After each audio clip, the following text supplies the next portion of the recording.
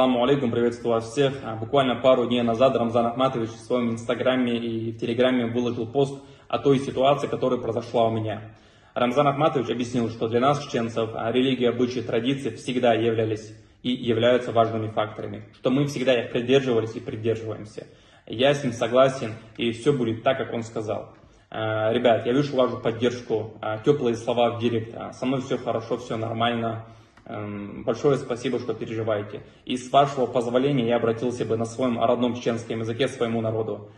Кенти, ассаламу алейкум. Это мы самогатейш, суарвячи, наука, эшешел, поддержка, эшошел, хазадешнаш, сунчол хазадешн, Аллах рейсхул, сун самоктар, эшошел поддержку нию, сун кет бу, буй шейн кетсан халфекта, дугнохчи бу. Шун Аллах резхил, гаи балабеш, структуруш балабеш, спорцемеш, мосу, язеши, хаздешна шоуши, просто сун гушлукаш, короче, сун дешек, да, Аллах резхил шун генти. Кей тему по интернету, поднимать идеи, тему по интернету, довольно все, короче. Шун Аллах резхил, схаялу мадат. Ассаламу алейкум.